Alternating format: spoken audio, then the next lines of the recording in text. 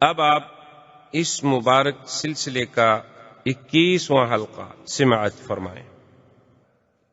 اللہم لبیک لبیک لا شریک لک لبیک ان الحمد والنعمت لک والملک لا شریک لک۔ لیکن کافر تو یہ نہیں پڑھتے تھے، کافر تو آگے پڑھتے تھے لا شریک لک الا شریکا هو لک تملکہ وما ملک۔ تو جب انہوں نے سنا کہ سمامہ تو وہ پڑھ رہا ہے جو مسلمان پڑھتے ہیں، وہ جناب سارے کافر دوڑے، ان کو تو پتا تھا نا کہ سمامہ کتنا بڑا آدمی ہے، کہیں گے سبعت یا سمامہ قال لا ولکنی اسلمت۔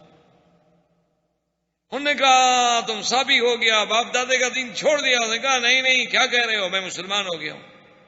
اچھا مسلمان ہو گیا ہوں، تو ہم بھی تمہیں پھر مکے سے نہیں جانے دیتے، تمہاری مرضی۔ عمرہ ختم کیا، کافروں نے پکڑ کے قید کر دیا۔ انہوں نے کہا ہم تمہیں تھوڑا چھوڑ دیں گے، تم مسلمان ہو جاؤ۔ اس نے کہا مکے والو تم مجھے چھوڑو یا نہ چھوڑو، میں تو مسلمان ہو گیا۔ ایک بات یاد رکھ لو، میرا قتل کرنا سودا بڑا مہنگا ہے۔ انہوں نے کہا نہیں نہیں ہم دیکھ لیں گے۔ ٹھیک ہے ہماری مرضی۔ وہ اس کو گرفتار کر کے لے کر جا رہے تھے تو ایک آدمی اس کو اپنے علاقے کا مل گیا۔ اس نے کہا کہ میرے قبیلے کو کہہ دینا قریش نے مجھے گرفتار کر لیا، اس علاقے سے ان کو ایک گندم کا دانہ نہ گزرنے دو، کوئی ان کا تجارتی وفد ہے لوٹ لو، اور اپنے علاقے سے ایک ذرہ کوئی غذائی اجناس نہیں گزرنے دینی۔ اور ساری غذائی اجناس آتی تھی یمامہ سے، تمامہ سے، سارا علاقہ تو وہی آباد تھا۔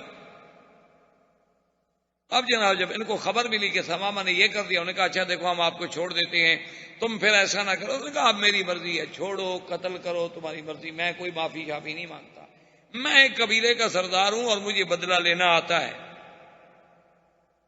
تم کیا ہو قریش، تمہاری تعداد تو 2000 مقاتل بھی نہیں ہے، میرے پاس تو 70,000 مقاتل ہیں، کیا بچوں والی بات کرتے ہو، مجھے 2 سزائے موت دیتے ہو تو دے دو، میں اپنا بدلہ لوں گا۔ انہوں نے کہا جی جاؤ تم مہربانی کرو ہم سے جاؤ۔ انہوں نے کہا ٹھیک چل پڑ۔ وہاں جانے کے بعد اس نے پورا پابندی لگا دی، اب قریش مرنے لگ گئے، اتنے مجبور ہوئے کہ ایک وفد بھیجا مدینہ منورہ میں کہ حضور ہم پر رحم کریں، ہمارا تو ناطقہ بند ہو گیا۔ کہا حضور ہم کہاں جائیں، ٹھیک ہے آپ کا ہمارا اختلاف اپنی جگہ پر ہے، آپ کی ہماری جنگ اپنی جگہ پر ہے، لیکن ہم آپ کے قبیلے کے لوگ ہیں، آپ کے عزیز ہیں، رشتہ دار ہیں، آپ یہی چاہتے ہیں ہم بھوکے مر جائیں، مہربانی کریں آپ سمامہ کو آدمی بھیجیں، وہ تو کوئی ایک دانہ نہیں گزرنے دیتا اللہ کا بندہ وہاں سے۔ حضور صلی اللہ علیہ وسلم کو رحم آ گیا، حضور نے فرمایا اچھا ہم اس کو پیغام بھیجتے ہیں اور ہم سے بھی جو مدد ہوگی ہم کریں گے۔ حضور نے پیغام بھیجا، اس نے کہا یا رسول اللہ اب یہ آپ کا حکم ہے، اب آپ تو مجھے جو بھی حکم دیں آپ کہیں تو میں اپنے سر پہ بھی یہاں غذا لے کر ان کو پہنچانے کے لیے تیار ہوں، اگر آپ کا حکم نہ آتا تو پھر میں قریش کو سمجھتا کہ قریش کیا ہے۔ تو انہی اسنا میں یہ سب واقعات جو ہیں تقریباً 5 ہجری کے واقعات ہیں، غزوہ خندق، غزوہ احزاب، اسی طرح بنی قریظہ کو سزا، پھر حضور صلی اللہ علیہ وسلم کا بنی غطفان، بنو فزارہ، بنی سلیم، اور ان تمام احابیش اور ان تمام قبائل کے خلاف ایکشن کہ حتیٰ کہ حضور صلی اللہ علیہ وسلم یعنی بذات ہی چلتے چلتے مدینہ منورہ سے آپ اندازہ فرمائیں کہ وادی عثمان میں پہنچے اور 10 صحابہ جن کی قیادت حضرت ابو بکر کر رہے تھے وہ تو مکے میں بھی پہنچے۔ یعنی اندازہ فرمائیں کہ وجہ کیا تھی کہ حضور کا وہ فرمان اب اللہ نے سچا کر دکھایا تھا کہ نحن نغزو قریشا لم یغزونا بعد اليوم، آج کے بعد ہم قریش پر حملہ کریں گے، ہم قریش پر چڑھائی کریں گے، لیکن اب قریش کو اتنی طاقت نہیں ہوگی کہ وہ ہم پر حملہ کر سکے۔ اسی واقعات میں اللہ تبارک و تعالی نے سورۃ الاحزاب، قرآن پاک کی سورت کا نام بھی سورۃ الاحزاب ہے، اس میں اللہ تبارک و تعالی نے یہ بات بیان فرمائی ہے کہ اشحۃ علیکم فاذا جاء الخوف رأیتهم ينظرون الیک تدور اعینهم کالذی یغشى علیہ من الموت، کہ میرا مدنی جب خوف آئے، ڈر آئے تو ایسے دیکھتے ہیں آپ کی طرف جیسے ان کی آنکھیں موت سے پھٹی جاتی ہیں، موت آ گئی۔ فاذا ذهب الخوف، جب خوف چلا جائے سلکوکم بألسنۃ حداد اشحۃ علی الخیر، پھر ان کی زبانیں اتنی تیز ہو جاتی ہیں کہ کاٹتے. اولئک لم یؤمنوا، وہ ہرگز ایمان نہیں لائے. فاحبط اللہ اعمالهم وکان ذلک علی اللہ یسیرا. اور اللہ نے قرآن میں نقشہ کھینچا کہ یحسبون الاحزاب لم یذهبوا، یعنی ان منافقوں کو تو مدینہ منورہ میں رہتے ہوئے ابھی تک یہ خیال تھا کہ وہ لشکر نہیں گیا. یہ ابھی تک اس خیال میں مگن تھے کہ ابھی وہ قریش بیٹھے ہوئے ہیں، خندق کے اس طرف لشکر بیٹھا ہوا ہے، تھوڑا پیچھے ہٹ گیا، بس زیادہ سے زیادہ ان کو یہ خیال تھا. لیکن ان کو پتہ نہیں تھا کہ ہم نے ان کو اڑا دیا ہے. یحسبون الاحزاب لم یذهبوا وإن يأت الأحزاب يودوا لو أنهم بادون في الأعراب يسألون عن أنبائكم فلو كانوا فيكم ما قاتلوا إلا قليلا. اور میرا مدنی یہ منافقوں کا جب یہ حال ہے، اگر یہ آپ کے ساتھ رہتے اور خندق کو چھوڑ کر نہ بھاگ جاتے پھر بھی نہ لڑتے، کیونکہ جب دل آپ کے ساتھ نہیں. لقد كان لكم في رسول الله أسوة حسنة لمن كان يرجو الله واليوم الآخر وذكر الله كثيرا فلما رأى المؤمنون الأحزاب قالوا هذا ما وعدنا الله ورسوله وصدق الله ورسوله. اور جب وہ احزاب لشکر آئے تو جو مومن تھے ان نے جب دیکھا انہوں نے کہا کہ بالکل اللہ کا جو وعدہ ہے سچا ہے، اللہ کے نبی نے جو کہا تھا سچا ہے. وما زادهم الا ایمانا وتسلیما. ان مومنوں کا تو اور ایمان بڑھ گیا، انہوں نے کہا یہ تو ہونا ہے، ہم پر حملے ہوں گے، ہمیں آزمایا جائے گا. من المؤمنین رجال صدقوا ما عاهدوا الله علیہ. میرا مدنی ان مومنوں میں ایسے لوگ ہیں جنہوں نے سچا کر دکھایا جو اللہ کے ساتھ وعدہ کیا تھا. فمنهم من قضى نحبه ومنهم من ينتظر وما بدلوا تبدیلا. بعض لوگ ایسے ہیں جو اللہ کے راستے میں اپنی بات پوری کر گئے، بعد ابھی انتظار میں ہیں، وہ ہرگز نہیں بدلے. لیجزی اللہ الصادقین بصدقہم. اللہ ان سچوں کو سچ کا بدلہ دیں گے. ویعذب المنافقین ان شاء، اور چاہیں تو منافقوں کو عذاب دیں. او یتوب علیہم ان اللہ کان غفورا رحیما. اور میرے مدنی ہم نے آپ کی کیسے مدد کی. ورد اللہ الذین کفروا بغیظہم لم ینالوا خیرا.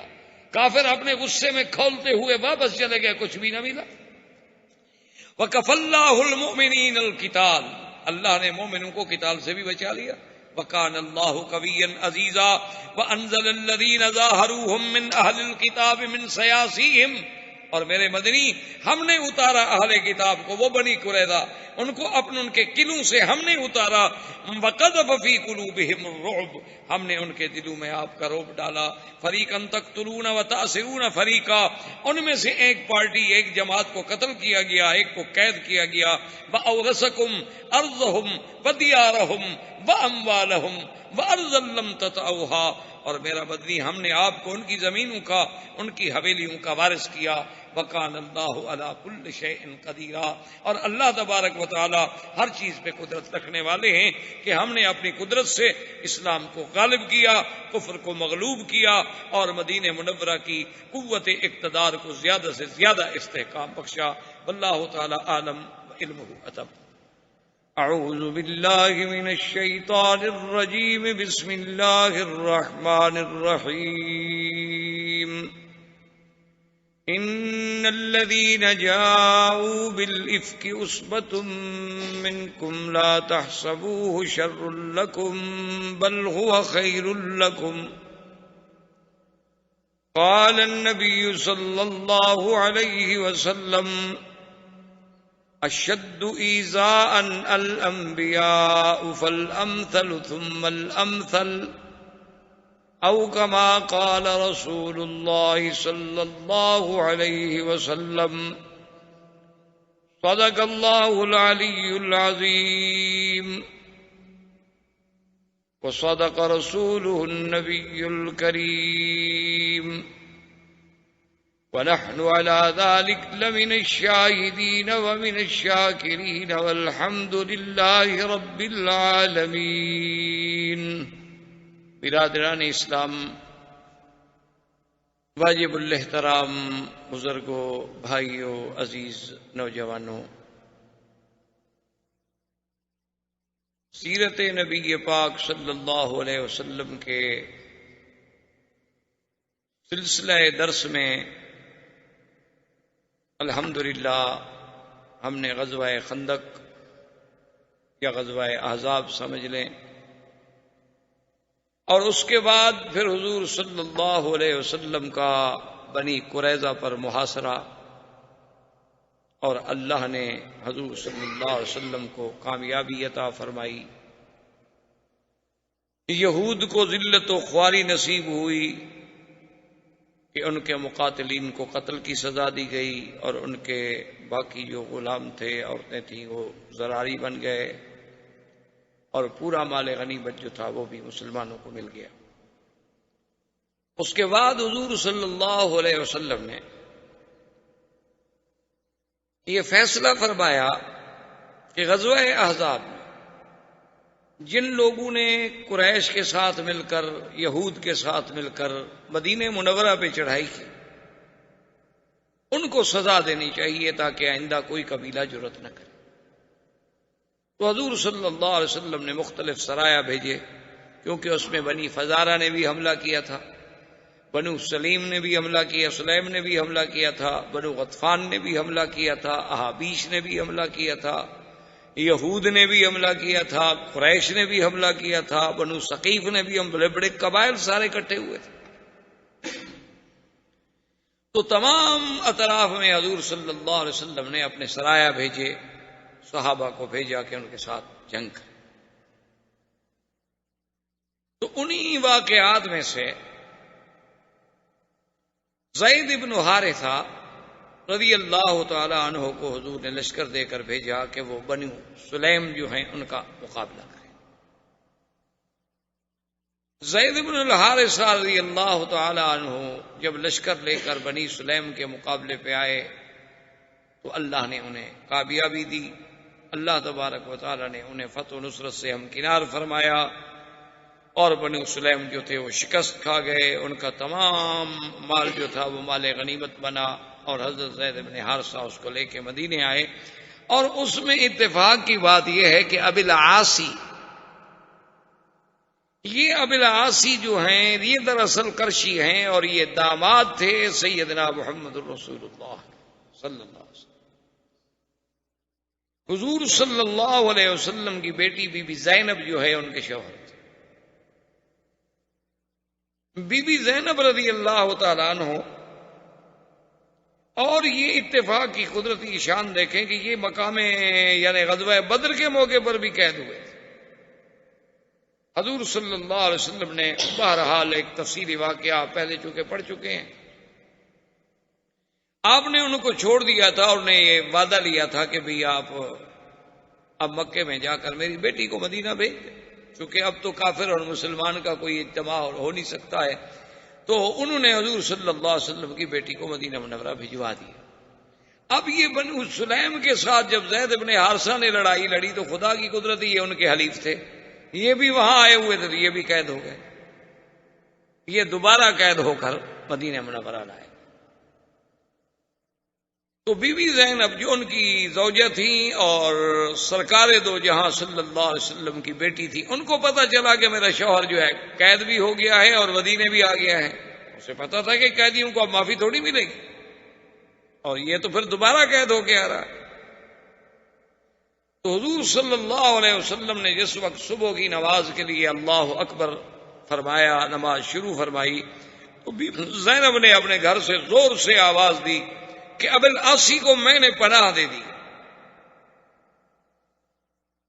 اس دور میں ایک رواج تھا کہ اگر کوئی بندہ کسی کو پناہ دے دے، اپنے امان میں لے لے، تو اس کو قتل نہیں کیا جاتا تھا۔ مسلمانوں کی حفظ، امان، پناہ کا لحاظ رکھا جاتا تھا، اور یہ ایسا رواج تھا کہ اس کا تو کافر جو تھے مکے کے وہ بھی لحاظ کرتے تھے، مشرکین بھی لحاظ کرتے تھے، تمام جاہل لحاظ کرتے تھے کہ بھی اب یہ بندہ میری پناہ میں ہے، اب جب تک وہ اپنی پناہ نہ چھوڑے اس کو نقصان نہیں پہنچایا جا سکتا۔ کیوں اپنے بندے سے کیوں لڑائی لڑی جائے؟ حضور صلی اللہ علیہ وسلم جب نماز سے فارغ ہوئے، سرکار دو جہاں صلی اللہ علیہ وسلم کو اطلاع دی گئی کہ یا رسول اللہ ابی العاصی گرفتار ہو کے آیا ہے، اور بی بی زینب نے اعلان کر دیا ہے پناہ دینے کا۔ تو حضور پاک نے فرمایا کہ واللہ لا اعلم، آپ نے فرمایا تو مجھے تو اس ذات پاک کی قسم ہے جو میرے قبضہ قدرت میں، مجھے کوئی علم نہیں ہے اس بات، تاکہ صحابہ کے ذہن میں یہ بات نہ جائے کہ حضور کا چونکہ داماد ہے تو اس کو رعایت مل رہی ہے۔ حضور نے فرمایا مجھے نہیں پتا کہ کیا واقعہ ہوا ہے اور میری بیٹی نے پناہ دی ہے تو کیوں دی ہے۔ بہرحال اب یہ معاملہ ان مجاہدین کے ہاتھ میں ہے جو ان کو گرفتار کر کے لائے، اگر وہ چاہتے ہیں تو پناہ قبول کر لیں، اگر وہ چاہتے ہیں تو پناہ قبول نہ کریں، اس معاملے میں دخل نہیں۔ زید بن حارثہ رضی اللہ تعالی عنہ کو بلایا گیا اور ان مجاہدین صحابہ کو بلایا گیا جنہوں نے وہ جنگ لڑی تھی۔ ان کے سامنے جب یہ مسئلہ رکھا گیا تو انہوں نے کہا کہ عجیب بات ہے کہ جس کو حضور کی بیٹی پناہ دے چکی ہوں تو ہم اس کو کیسے پناہ نہ دیں۔ انہوں نے کہا کہ یا رسول اللہ صرف پناہ نہیں ہے بلکہ ہم اپنے قیدی کو بالکل چھوڑتے ہیں اور بغیر کسی فدیے کے، اس سے کچھ نہیں لیں گے ہم، اور اس کا جو مال ہم نے پکڑا ہوا ہے وہ بھی اس کو ہم واپس کریں گے۔ حضور آخر کو بات ہے، ایک بات ہے، ہم دنیا میں قیدی ہوتے رہتے ہیں، چھوٹتے رہتے ہیں، بھاگ جاتے ہیں، مارے جاتے ہیں، گرفتار ہو جاتے ہیں، آخر کچھ ہوا آپ کا داماد ہے اور پھر آپ کی بیٹی نے پناہ دے دی ہے، تو ہماری تو یہ قوم میں ایک مسائل ہے، اگر کوئی پناہ اور دے دیتا تو پھر بھی تو آخر ہم قبول کرتے۔ تو بہرحال انہوں نے فیصلہ کر دیا۔ حضور صلی اللہ علیہ وسلم فرمایا کہ بھئی چونکہ یہ معاملہ مجاہدین کا ہے اور ان کا حق ہے، یہ ان کا قیدی ہے اور اس کا مال جو ہے ان کے لیے مال غنیمت کا حصہ ہے، وہ جانے اور فیصلہ جانے۔ صحابہ نے ابی العاصی کو چھوڑ دیا۔ ابی العاصی اپنے پورے سامان کے ساتھ باعزت طور پہ بری ہو کر مکے میں پہنچے۔ جب مکے میں آئے تو ان کے پاس لوگوں کی بڑی امانات تھیں، آپ نے لوگوں کو بلایا اور لوگ بھی بڑے خوش ہوئے کہ ابی العاصی واپس آ گیا، ابی العاصی واپس آ گیا، آخر قبیلے کا آدمی تھا، سارے لوگ اکٹھے ہو گئے، اس نے ایک ایک امانت سب کو پہنچائی اور اس کے بعد انہوں نے پوچھا کہ بھئی کوئی آدمی مکے میں ایسا رہ گیا ہے جس کی کوئی امانت کوئی چیز میرے پاس ہو؟ انہوں نے کہا کہ لا واللہ ما وجدناک الا صادقا وفیا، کہ ابی العاصی ہم نے آپ کو سچا بھی پایا، ہم نے آپ کو امانت والا بھی پایا کہ آپ نے ہماری ہر چیز ہمیں محفوظ لوٹا دی ہے۔ تو اس نے کہا کہ دیکھو اگر تم میری صداقت اور میری عدالت کی گواہی دے رہے ہو تو پھر آج اس بات کے بھی گواہ ہو جاؤ کہ اشہد اللہ الہ الا اللہ اشہد ان محمد رسول اللہ، میں نے اسلام قبول کر لیا ہے۔ میں نے مدینے میں اس لیے اسلام قبول نہیں کیا کہ لوگ کہیں کہ قیدی تھا اس لیے اسلام قبول نہیں کیا، اور میں نے راستے میں اس لیے قبول نہیں کیا آپ کہیں گے کہ ہماری امانتیں کھا گیا۔ اب میں نے ہر کسی کو اپنی چیز لوٹا دی ہے، میری حریت ہے، میری آزادی ہے۔ آپ کو اگر ایک مذہب اختیار کرنے کا حق ہے تو مجھے بھی ایک مذہب اختیار کرنے کا حق ہے۔ میں نے مدینے میں جا کر جو نماز دیکھی ہے، میں نے جو قرآن سنا ہے، میں نے جو مسلمانوں کا امن دیکھا ہے، ان کا عمل دیکھا ہے، حضور پاک کے ساتھ ان کی محبت دیکھی ہے، تو میرے دل میں اللہ کے اس دین نے اتنا اثر کیا ہے کہ میں سمجھتا ہوں کہ دین اسلام حق ہے، اور تم مکے والے گواہ ہو جاؤ، میں اسلام کا اعلان کر رہا ہوں۔ اور اللہ کی شان ہے وہ اسلام قبول کر کے مدینہ منورہ تشریف لے آئے، اور جب مدینہ منورہ آئے تو حضور پاک نے بی بی زینب ان کی جو بیوی تھی ان کے گھر میں واپس بھیج دی۔ اصل میں یہ بات یاد رکھیں کہ یہ جتنے واقعات ہیں جو الحمدللہ ہم اول سے لے کر آج تک پڑھ رہے ہیں یا آئندہ اللہ جتنی توفیق عطا فرمائیں گے ہم پڑھیں گے، اس میں سیرت کا معنی یہ ہوتا ہے کہ حضور کی زندگی کا ہر عمل اور ہر عمل کا ہر پہلو جو ہے وہ امت کے سامنے آئے کہ جنگ میں حضور کا کیا کردار، دشمن کے ساتھ حضور کا کیا معاملہ ہے، اپنی بیٹیوں کے ساتھ حضور کا کیا معاملہ ہے، مجاہدین کے ساتھ حضور کا کیا معاملہ ہے۔ تو یہ سارا آپ کا ہر عمل، ہر قول، ہر فعل اور زندگی کا ایک ایک لمحہ جو ہے وہ سیرت طیبہ ہے اور سیرت کا حصہ ہے، اور مسلمانوں کے لیے اس میں درس ہے، سبق ہے، دعوت ہے، ہدایت ہے۔ اب حضور صلی اللہ علیہ وسلم نے بی بی زینب ان کے گھر میں واپس بھیج دی، تو یہیں سے علماء نے مسئلہ نکالا ہے کہ اگر زمانہ جاہلیت میں کسی مرد و عورت کا نکاح تھا اور بعد میں وہ دونوں مسلمان ہو گئے تو دوبارہ نکاح کرنے کی ضرورت نہیں ہے، اسی نکاح کو نکاح تصور کیا جائے گا۔ چونکہ ابو العاص کا نکاح زمانہ جاہلیت میں ہوا تھا جب ابو العاص کافر تھا، لیکن جب ابو العاص اسلام لے آیا، بی بی زینب بھی مدینہ منورہ میں تشریف لے آئیں اور وہ بھی اسلام سے مشرف ہو گئیں، حضور کی بیٹی ہیں، تو اب حضور نے یہ نہیں حکم دیا کہ بھی دوبارہ نکاح کرو، اسی نکاح کو حضور صلی اللہ علیہ وسلم نے قائم رکھا۔ اسی طرح حضور صلی اللہ علیہ وسلم کا اپنا نکاح مبارک جو ہے، جو بی بی خدیجہ سے ہوا تھا، تو حضور کی عمر مبارک 25 سال تھی، اور اس وقت تو اسلام قرآن نازل ہی نہیں ہوا تھا۔ اور وہ نکاح پڑھانے والے کون تھے؟ ابی طالب، حضور صلی اللہ علیہ وسلم کے چچا، ان نے خطبہ پڑھایا تھا، اور مشرکین مکہ باقاعدہ نکاح پڑھتے تھے، باقاعدہ گواہ ہوتے تھے، باقاعدہ خطبہ ہوتا۔ اب حضور پر جب قرآن نازل ہوا، شریعت نازل ہوئی، تو اب تجدید نکاح نہیں کی گئی، اسی نکاح کو قائم رکھا۔ اس سے علماء نے مسئلہ نکالا، یہی کام ہوتا ہے فقہا کا۔ جو لوگ یہ سمجھتے ہیں نا جی قرآن و حدیث جب موجود ہے تو پھر ہمیں امام ابو حنیفہ کی اور امام شافعی کی اور امام مالک کی اور امام احمد بن حنبل رحمۃ اللہ علیہ کی کیا ضرورت ہے؟ ان کی یہی ضرورت ہوتی ہے کہ وہ حدیث تو آپ بھی پڑھیں گے، میں بھی پڑھوں گا، واقعہ تو آپ بھی پڑھیں گے کہ حضور صلی اللہ علیہ وسلم ابو العاص آ گئے، بی بی زینب واپس ہو گئی، لیکن یہ مسئلہ وہ فقیہ سمجھے گا کہ بھئی اس کا مطلب ہے کہ اسی عقد سابق کو، اسی نکاح سابق کو حضور نے نکاح تسلیم کیا۔ تو یہ کام ہوتا ہے فقہا کا کہ وہ حدیث مبارک سے جو مسائل کا استنباط ہوتا ہے، یعنی اس حدیث سے ما یستنبط منہا وما یستفاد منہا، اس سے جو جو فوائد ہیں، جو منافع ہیں، جو موتی نکلتے ہیں، وہ چن کے امت کو پیش کرتے ہیں۔ اس کے بعد حضور صلی اللہ علیہ وسلم نے ارادہ فرمایا غزوہ بنی المصطلق، اور اسی کو غزوہ مریسی بھی کہا جاتا ہے۔ اصل اس کی غزوے کی سبب یہ تھا کہ بنی المصطلق کا جو سردار تھا حارث بن ضرار، یہ بہت بڑا سردار تھا ان کا، اور یہ بہت بڑا قبیلہ تھا۔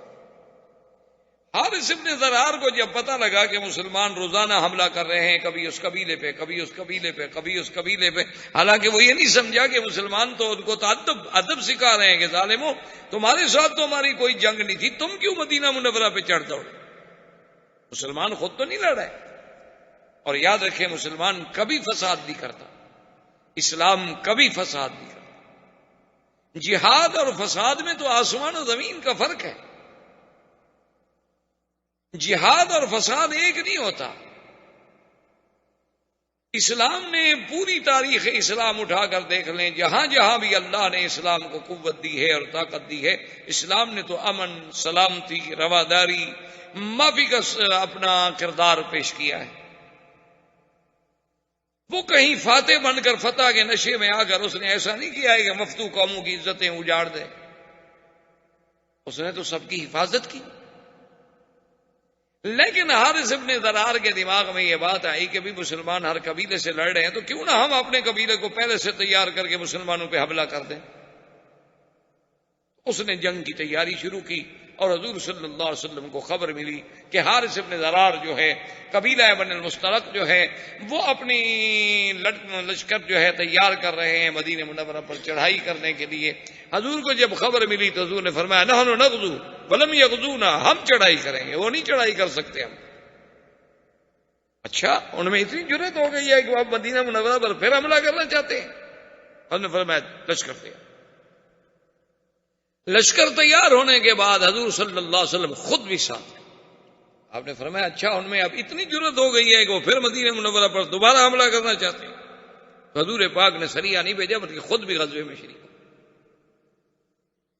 اور اس کا بڑی تفصیل سے واقعہ ہے۔ بہرحال قصہ ہے مختصر کہ اللہ نے حضور صلی اللہ علیہ وسلم کو فتح دی۔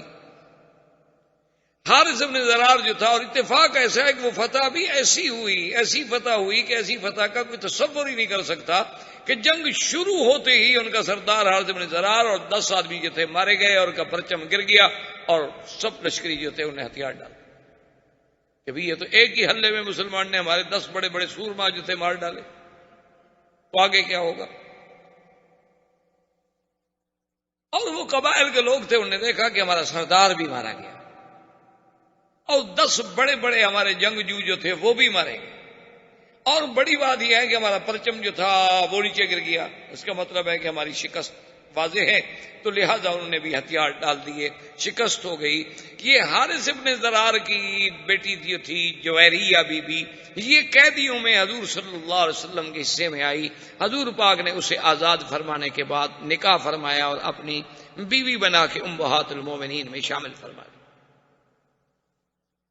یہ بی بی جویریہ وہ بی بی ہیں کہ جن کے بارے میں سیدہ عائشہ صدیقہ رضی اللہ تعالی عنہ فرماتی ہیں کہ واللہ ما رأیت احدا، میں نے اپنے امرأتن لہا تکریم کتکریم جویریہ، میں نے ایسی عورت آج تک روئے زمین پہ نہیں دیکھی کہ جس کی وجہ سے اتنی بڑی عزت ملی ہو اس کی قوم کو۔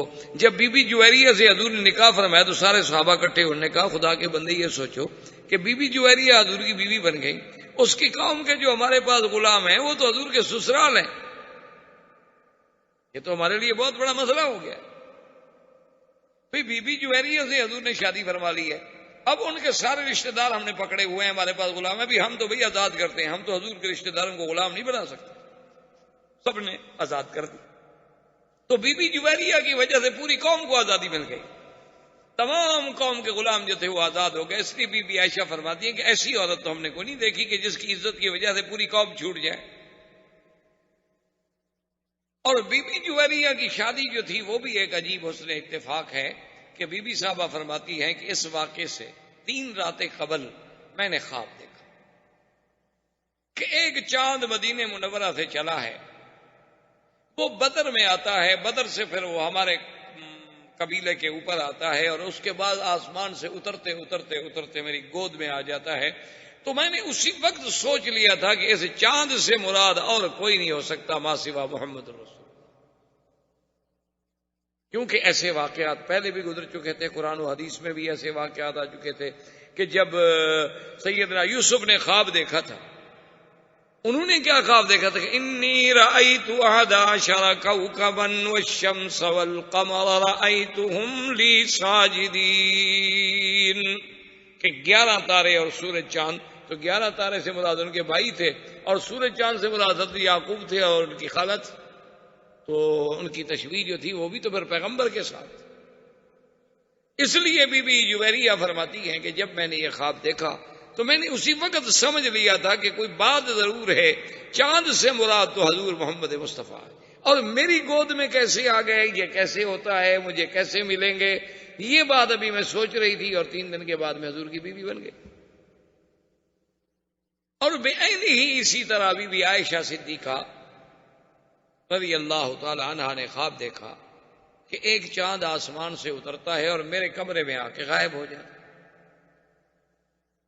اس کے بعد پھر ایک اور چاند اترتا، وہ بھی میرے حجرے مبارک میں آ کے غائب ہو جاتا ہے، اور اس کے بعد پھر ایک اور چاند اترتا ہے، وہ بھی میرے حجرے میں آ کے غائب ہو جاتا ہے۔ اتنے میں صبح ہو جاتی ہے، میری آنکھ کھل جاتی ہے، اور سیدنا ابی بکر رضی اللہ تعالی عنہ تعبیر رویا میں بہت بڑے ماہر تھے، یعنی حضور صلی اللہ علیہ وسلم سے جب کوئی خواب پوچھنے آتا تو حضور یا تو خود تعبیر عطا فرما دے یا کہتے ابو بکر تم تعبیر دیا۔ تو بی بی عائشہ فرماتی ہیں کہ میں نے اپنے ابا جان سے یہ اپنا خواب بیان کیا تو سیدنا ابو بکر چپ ہو گئے۔ میں نے کہا ابا جان کی تعبیر دیں، فرمایا اچھا عائشہ جب وقت آئے گا تو میں تعبیر بتلا دوں گا۔ اور کہتی ہیں کہ فلما توفی رسول اللہ صلی اللہ علیہ وسلم ودفن فی حجرتی، جس دن حضور پاک کی وفات ہوئی اور حضور سرکار دو جہاں میرے حجرے میں دفن ہوئے تو میرے ابے نے کہا کہ عائشہ ھذا اول قمر من اقمارک، آج پہلا چاند تو تیرے گھر میں آ گیا۔ اس کے بعد پھر سیدنا صدیق دفن ہوئے، اس کے بعد پھر سیدنا عمر دفن۔ تو سیدہ عائشہ نے جو خواب دیکھا تھا وہ خواب بعین ہی اسی طرح سچا۔ اب حضور صلی اللہ علیہ وسلم جب واپس آ رہے تھے تو قاعدہ یہ ہوتا تھا کہ راستے میں جہاں کوئی چشمہ ہوتا تھا چھوٹا موٹا پانی کا، وہیں پڑاؤ ڈالا جاتا تھا کہ بھئی کچھ پانی بھی پی لیا جائے، کچھ جانور بھی پانی پی لیں، اونٹ گھوڑے بھی پانی پی لیں، اور کسی نے کچھ اللہ نے توفیق دی ہے کچھ کھانا پکانا ہے تو وہ بھی کھا لے۔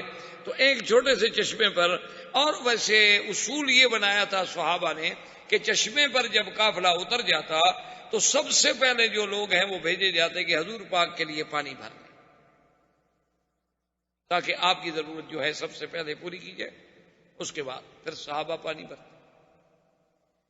ایک شخص تھے جن کا نام تھا جہجاہ.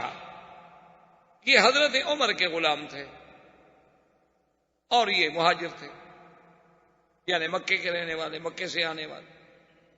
اور ایک آدمی تھے سنان، وہ انصار کے رہنے والے یعنی مدینہ منورہ کے رہنے والے تھے، اور ان کا تعلق جو ہے بے اعتبار قبیلے کے عبداللہ ابن ابی ابن سلول کے ساتھ. لیکن سنان مسلمان تھے پکے. اب جب جہاں پہنچے، یہ حضرت عمر کے خادم تھے، مشکیتا لے کے پہنچے کہ حضور کے لیے اور ابو بکر عمر کے لیے پانی بھر لیں. سنان پہنچے، انہوں نے کہا میں پانی بھروں گا. انہوں نے کہا تمہیں پتہ نہیں ہے کہ پہلے پانی ہم بھریں گے؟ انہوں نے کہا نہیں میں بھروں گا. تو اسی میں دونوں کی اللہ رحمت فرمائے تھوڑی بات بڑھتی گئی. تو وہاں ایک لکڑی پڑی تھی، تو اس نے لکڑی اٹھا کے مار دی سنان کو. کیا جان انسان ہے، اور شیطان تو یجری کا مجری الدم، شیطان تو ایسے دوڑتا ہے نا انسانوں میں جیسے خون گردش کرتا ہے. تو جب ان کو لکڑی لگی تو اس نے کہا یا للانصار، اور جہاں نے کہا یا للمہاجرین. سب نے اپنے اپنے قبائل کو بلانا شروع کر دیا، اور دونوں طرف سے قبیلے بھاگے جناب. موقع پہ آئے، پانی پہ اکٹھے ہوئے، تلواریں نکل آئیں. کہ عرب لوگ جو تھے یہ تو آپ کو پتا ہے نا، یہ قبائل کی زندگی تھی. یہ تو چھوٹی چھوٹی سی بات پر قتل کر دینا، لڑائی، یہ تو معمولی سی بات ہوتی. یعنی اگر آپ ان کی تاریخیں اٹھا کے دیکھیں تو حیران ہوں گے کہ ایک دفعہ ان کی ایک بڑی مشہور لڑائی ہے. وہ بتائے کیوں ہوئی تھی؟ اس کا سبب یہ تھا کہ دو قبائل کے سردار تھے، ان دونوں کے باغ تھے بڑے بڑے. ایک آدمی کا باغ مشرق میں تھا، ایک کا باغ مغرب میں تھا، اور دونوں باغ آمنے سامنے نظر آتے تھے باقاعدہ. تو ایک باغ سے کوئی پرندہ، کوئی چڑیا، اللہ عالم یا کیا پرندہ تھا، وہ اڑا. اڑنے کے بعد دوسرے کے باغ میں آیا تو اس نے کہا تمہارے باغ سے چڑیا اڑ کے میرے باغ میں کیوں بیٹھے؟ اس پہ لڑائی شروع ہوئی اور 300 آدمی مارے گئے کہ وہ چڑیا ادھر کیوں آئی تھی بھائی. اب اس کا کوئی علاج ہے؟ اسی طرح بھی آپ دیکھ لیں افغانستان میں کیا ہو رہا ہے. یعنی تمام قبائل جو مشترک ہو کر مل کر روس سے لڑتے رہے، دشمن سے لڑتے رہے، اور جنہوں نے کمیونزم کے اس فلسفے کو ہمیشہ کے لیے سمندر میں غرق کر دیا، اور جنہوں نے اتنی بڑی قوت کو کہ جس میں پتہ نہیں شہر تھوڑے ہیں اور ایٹم بم زیادہ ہیں، ان کو ٹکڑے ٹکڑے کر دیا، اور جن کے جوش سے برلن کی دیواریں ٹوٹ گئیں. جب جنگ سے فارغ ہو گئے تو آپس میں لڑ پڑے. کیوں فارغ کیسے بیٹھے؟ اب آدمی عادی ہو جاتا ہے نا 15-16 سال لڑائی کرتے کرتے. فارغ کیسے عادی ہو جاتا؟ اس میں کوئی شک نہیں ہے کہ اب حق پر وہ ہیں کہ جن کو علاقہ ملا اور انہوں نے قرآن نافذ کر دیا. اب ان کے ساتھ لڑنا جو ہے تو سیدھی بات ہے کہ خلاف اسلام ہے، لیکن چین نہیں آتا. کوئی جھگڑا ہے، تاجک کہتے ہیں کہ ہم ازبک کو کیوں مان لیں، ازبک کہتے ہیں ہم تاجک کو کیوں مان لیں، وہ کہتے ہیں ہم پشتون کو کیوں مان لیں، وہ کہتے ہیں ہم فارسی بان کو کیوں مان لیں. یہ کیا بات ہے؟ تو یہ قبائل جو ہیں نا، اللہ پاک رحمت فرمائے، یہ بہرحال عجیب سے ہوتے ہیں. ابھی 3 سال قبل کی بات ہے، میں بھی سفر میں کوئی ٹرائبل ایریا سے، یعنی قبائلی علاقے جو ہیں جہاں کوئی قانون نہیں ہے، تو وہاں سے گزر رہے تھے. مغرب کی نماز کا وقت ہو گیا، ہم 2-3 گاڑیوں میں تھے. میرے ساتھی سے کبھی نماز کا وقت ہو رہا ہے، خدا کے لیے کوئی مسجد تلاش کرو بھائی. اور وہ تو ماشاءاللہ علاقہ پٹھانوں کا ہے، پٹھان تو اللہ کا فضل ہے، نمازی تو بہت پکے ہوتے. میں نے کہا بھی یار کو مسجد دیکھو تاکہ ہماری جماعت نہ نکل جائے. اب ایک مسجد آئی تو وہ جناب چلو جی چلو چلو آگے چلو. پھر ایک اور مسجد آ گئی، انہوں نے کہا جی اور آگے چلو. پھر ایک اور مسجد، یعنی 5-6 مسجدیں ہم کراس کر گئے. تو میں اپنے استاد جو میرے ساتھ بیٹھے ہوئے تھے، اس علاقے کے بڑے اہم آدمی تھے، وہاں کے خان تھے، اور وہاں خان جو ہوتے ہیں نا وہ بڑی چیز ہوتے ہیں. تو میں نے اس کو کہا خان یہ آپ کیا کر رہے ہیں؟ ہماری نماز جا رہی ہے. اس نے کہا مکی صاحب یہ بات نہیں ہے، میں وہ مسجد ڈھونڈ رہا ہوں جس کے ساتھ حجرہ نہ ہو. بھائی حجرہ کیا مطلب؟ اور نے کہا جس مسجد کے ساتھ حجرہ ہوتا ہے، اور اگر ہم وہاں مغرب کی نماز پڑھیں گے تو پھر کھانا کھائے بغیر ہم وہاں سے آگے نہیں جا سکتے. حجرے کا معنی ہوتا ہے مسافر خانہ، یعنی بیٹھنے کی جگہ، تو ڈیرا سمجھ لیں، ڈیرا سمجھ لیں، کچھ سمجھ لیں۔ تو جس مسجد کے ساتھ حجرہ ہے، جوں ہی ہم نماز سے فارغ ہوں گے وہ دیکھیں گے کہ یہ باہر کے لوگ آئے ہوئے ہیں، تو وہ فوراً آ جائیں گے کہ جناب چلیں، پہلے کھانا تیار ہے، کھانا کھائیں، اور کھانے کے بغیر آپ جا نہیں سکتے، اور اگر آپ کھانا نہ کھائیں تو پھر آپ دشمن ہیں، پھر مقابلہ کریں، کلاشنکوف نکال، کیونکہ جو کھانا نہ کھائے وہ تو دشمن ہے۔ ابراہیم علیہ السلام نے نہیں دیکھا کھانا نہیں کھایا، فاوجد منہ مخیفہ، تو ابراہیم علیہ السلام ڈر گئے، یہ کھانا کیوں نہیں کھا رہے؟ قالوا لا تخف، انہوں نے کہا اب نہ ڈرے، ہم تو فرشتے ہیں، ہم تو کھاتے ہی نہیں۔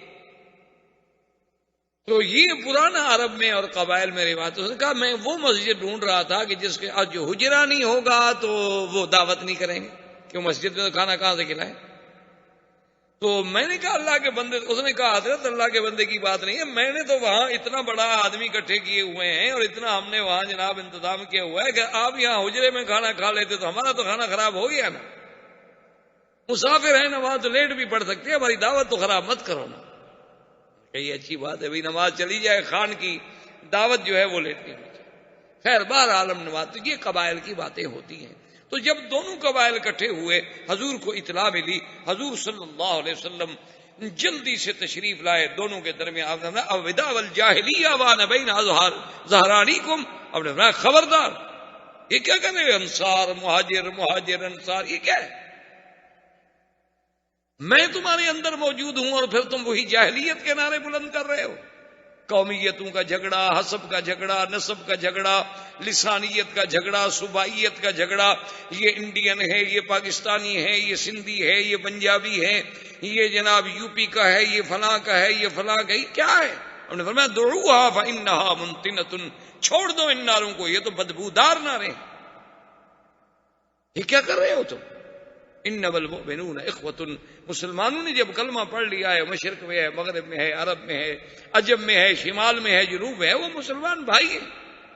یہ تو اللہ نے قبائل بنائے ہیں کہ ہم ایک دوسرے کو ڈھونڈنے میں آسانی محسوس کر سکیں، ورنہ اس کے ساتھ یہ تو نہیں کہ ہم نعرے لگائیں کہ انصار اور مہاجر، مہاجر مہاجر کی مدد پہ آ جائے۔ اب جناب وہ کہیں جا کر وہ جھگڑا جو تھا تھما، اور اس کے بعد سنان جب واپس آیا، عبداللہ ابن ابی ابن سلول جو رئیس المنافقین تھا وہ بھی اس سفر میں ساتھ تھا، اس کو جب پتہ چلا اس نے کہا کہ اچھا اب یعنی وہ مہاجرین اتنے زور میں آ گئے ہیں کہ عمر کا ایک غلام جو ہے وہ بھی ہمارے بندوں کو لکڑیوں سے مارتا ہے۔ اور اس کے بعد اس بدبخت نے وہ جملہ کہا، اللہ معاف فرمائے، اللہ معاف فرمائے، عربوں کا ایک محاورہ ہے سمن کلبک یاکلک، کہ تم اپنے کتے کو اور کھلاؤ تاکہ تمہیں یہ کھا جائے، کبھی اس کو پالو اور کھلاؤ اور کھلاؤ، جب یہ موٹا تازہ ہو جائے گا، مضبوط ہو جائے گا تو ایک دن تمہیں کھائے گا۔ اس نے یہ جملہ کہا، اللہ معاف کرے اس کے دل میں کس کی نیت تھی، بہرحال مسلمانوں کے خلاف تھی، صحابہ کے خلاف تھی۔ زید بن ارقم ایک صحابی تھے اسی کے قبیلے کے، یعنی تھے وہ بھی خزرج، وہ یہ باتیں سن رہے تھے، انہوں نے آ کر اپنے چچا سے کہا کہ میرے چچا عبداللہ ابن ابی یہ کہہ رہا، اور پھر اس نے کہا انصاریوں سے، اس نے کہا کہ یہ سارا تمہارا کیا دھرا ہے، تم نے مہاجرین کو باغ دیے، تم نے گھر دیے، تم نے مدینے میں ان کو آباد کیا، تم نے ان کو کھلایا، آج وہ سر پہ نہ چڑھے تو کیا ہو؟ اس لیے فیصلہ کر لو کہ لا تنفقوا علی من عند رسول اللہ حتی ينفضوا۔ اللہ نے قرآن پاک میں واقعہ بیان کر دیا، انہوں نے فیصلہ کر دیا، انہوں نے کہا کہ آج کے بعد خبردار کوئی ایک آدمی حضور کے پاس صدقہ، خیرات، زکوٰۃ، مہاجرین کی امداد لے کر نہ جائے، جب ان کو کچھ نہیں ملے گا خود بخود بھاگ جائیں گے۔ یہ تو پڑے ہوئے اسی نہیں ہے کہ کھانے کو مل رہا ہے، باغ مفت مل گئے، لڑکیاں مل گئیں، عورتیں مل گئیں، مہاجر بن گئے جی۔ اور اس کے بعد انہوں نے یہ بھی فیصلہ کیا جس کو اللہ نے قرآن میں نقل کیا ہے کہ لَئِن رَّجَعْنَا إِلَى الْمَدِينَةِ لَيُخْرِجَنَّ الْأَعَزُّ مِنْهَا الْأَذَلَّ، کہ جب ہم مدینے میں واپس جائیں گے تو ہم سے طاقتور جو ہے، قوت والے جو ہیں، ہم ذلیل کمزوروں کو نکال دیں گے۔ مانا یہ تھا کہ اب نکالو مہاجرین کو، مدینہ تو ہمارا ہے، انصار کا ہے، اوس و خزرج کا ہے۔ جب زید بن ارقم کی معرفت حضور صلی اللہ علیہ وسلم کو اس خبر کا پتہ چلا حضور صلی اللہ علیہ وسلم نے فرمایا زید صحیح کہہ رہے ہو؟ کہا رسول اللہ میں نے خود سنا ہے، سمعت اذنایا۔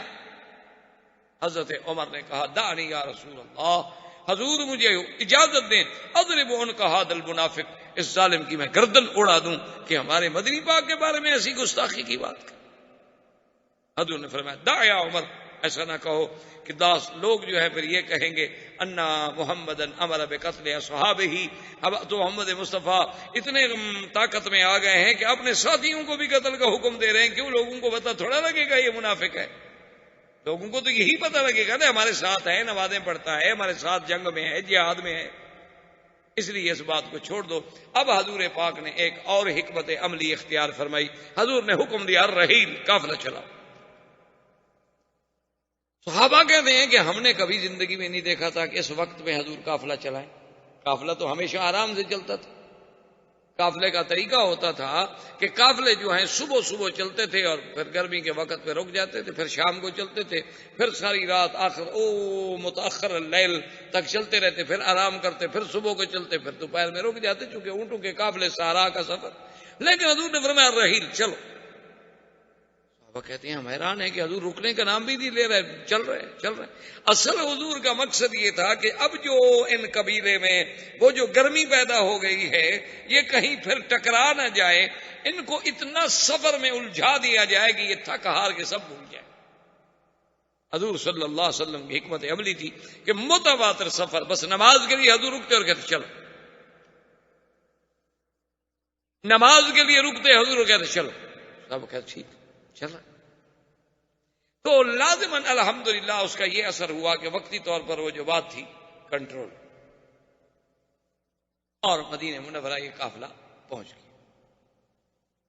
لیکن خدا کی قدرت دیکھیں اور اللہ کی شان دیکھیں کہ ایسے واقعات میں اور ایسے سفر میں عظیم عظیم عبرتیں، عظیم عظیم واقعات، حوادث پیش آتے، کیونکہ سفر کا یہ عالم تھا، تیزی تھی، اور قاعدہ یہ ہوتا تھا کہ عرب زمانے میں عورتوں کے لیے اس کو کہتے تھے ہودج۔ ہودج کا معنی یوں سمجھ لیں آپ پالکی جسے ہم کہتے ہیں ہندی اردو زبان میں، جیسے ہاتھیوں کے اوپر بنا لیتے ہیں، اسی طرح عربوں کے اندر اس کو کہتے تھے ہودج۔ ایک ایسی چھوٹی سی پالکی بنی ہوتی تھی، اس کو اونٹ کے اوپر باندھ دیا پلان پہ، اس کے اوپر کپڑا ہوتا تھا، چھت ہوتا تھا، پردہ ہوتا تھا، اگر عورت ہو تو پھر اس میں وہ سفر کرتا تھا۔ اور قاعدہ یہ ہوتا تھا کہ جب سفر کا وقت آتا تو حضور صلی اللہ علیہ وسلم کے ساتھ جو بیویاں ہیں وہ اپنے اپنے ہودج میں جا کے بیٹھ جاتی، وہ اٹھانے والے آگے ہودج کو اٹھا کے تو اونٹ پہ باندھ دیتے اور قافلہ چل پڑتا، حضور سب سے آگے ہوتے قافلہ۔ اب خدا کی شان یہ ہے کہ بی بی عائشہ سیدہ صدیقہ رضی اللہ تعالی عنہا وہ بھی اس سفر میں ساتھ تھیں۔ وہ اپنے قضاء حاجت کے لیے، چونکہ اس دور میں اور خاص طور پہ سفر میں کوئی حمامات تو ہوتے نہیں تھے، عورتیں ہوں یا مرد ہوں تو پھر قافلے سے بہت دور، کئی فرلانگ دور چلے جاتے تھے تاکہ کسی کو نظر بھی نہ آئے، کوئی آواز یا کوئی رائحہ خبیثہ، کوئی ایسی بدبو، کوئی ایسی چیز بھی کسی کو محسوس نہ ہو۔ تو ایک پردے کا طریقہ یہ ہوتا تھا کہ بہت دور نکل، بی بی عائشہ بھی دور نکل گئیں، واپس جب آئیں تو قافلہ چلا گیا، کہ قافلہ تو رکنے کا نام ہی نہیں لے رہا تھا نا، حضور چلا رہے تھے نا قافلے کو دھڑا دھڑ۔ اب بی بی عائشہ جب واپس آئیں تو اس نے کہا بھی قافلہ چلا گیا اور صحرا کا سفر ہے، اب اگر میں پیچھے دوڑوں تو کوئی سوال ہی پیدا نہیں ہوتا کہ میں اونٹوں کو پکڑ لوں، آدھے گھنٹے کا بھی فرق پڑ جائے تو بس پھر تو قافلہ گیا، اور اگر میں نہ ڈھونڈوں تو اس نے کہا بی بی عائشہ نے کہ میں نے یہی سوچا کہ سب سے بہتر بات یہ ہے کہ بس اسی جگہ رہ جاؤ، کیونکہ آخر کسی وقت تو حضور کو علم ہوگا نا کہ بی بی عائشہ نہیں ہے، کیونکہ حضور کی عادت مبارک تھی قافلے کو چلانے کے بعد وہ کبھی کبھی اپنی سواری جو تھی وہ عورتوں اپنے بیویوں کے اونٹوں کے قریب لا کے پوچھ لیتے تھے کہ کوئی تکلیف تو نہیں ہے، خیریت ہے، کوئی پانی، کوئی چیز کچھ نہیں ہے، پوچھ کے پھر حضور چلے جاتے تھے۔ انہوں نے کہا کبھی تو حضور میرے اونٹ کے قریب آئیں گے نا، پوچھیں گے، جب آواز نہیں آئے گا تلاش کریں گے، جب تلاش کریں گے تو یہ جگہ ڈھونڈنا تو قبیلے کے لیے آسان ہے، قافلے کے لیے، لیکن اگر میں خود عقل دوڑاؤں تو اس کا معنی یہ ہے کہ موت کے سوا چارہ کوئی نہیں۔ حضور صلی اللہ علیہ وسلم نے ایک اور انتظام بھی فرمایا تھا کہ ایک صحابی تھے جن کا نام تھا صفوان ابن معطل، بڑے شان والے سے، حضور نے ان کے ذمے ایک ڈیوٹی لگائی ہوئی تھی کہ تم جو ہے کم از کم 4-6 گھنٹے قافلے سے پیچھے رہا کرو، اکیلے اونٹنی، راستہ تمہارا یہی ہوگا جس راستے پہ ہمارا قافلہ جا رہا ہے، جہاں جہاں قافلہ پڑاؤ کرے گا اور وہاں سے وہ منزل چھوڑے گا تو تم 4 گھنٹے 6 گھنٹے بعد وہاں پہنچو گے، وہاں آگے ذرا دیکھ لو کسی کی کوئی چیز رہ گئی ہو، کوئی تلوار رہ گئی ہو، کوئی سلاح رہ گیا ہو، کوئی سامان رہ گیا ہو، تو وہ اپنی اونٹنی پہ رکھ لیا اور پھر قافلے کو پہنچا دیا، کیونکہ انسان ہیں، اونٹوں کے سفر ہیں، گھوڑوں کے سفر ہیں، تو کئی چیزیں بھول جاتا ہے آدمی۔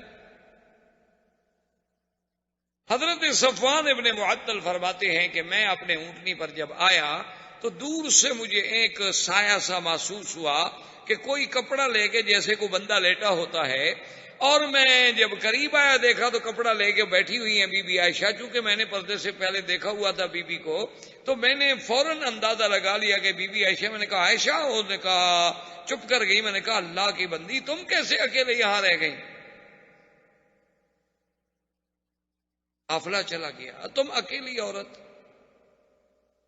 بی بی عائشہ کہتے ہیں، حضرت صفوان فرماتے ہیں کوئی بات نہیں، اور اس کے بعد حضرت صفوان نے صرف یہی کہا کہ لا حول ولا قوت الا باللہ، لا حول ولا قوت الا باللہ، اللہ کی قدرت ہے، پتہ نہیں کیا ہو۔ اور کمال ہے کہ حضور اتنے سفر میں اپنی بیوی کا بھی خیال نہیں فرمایا۔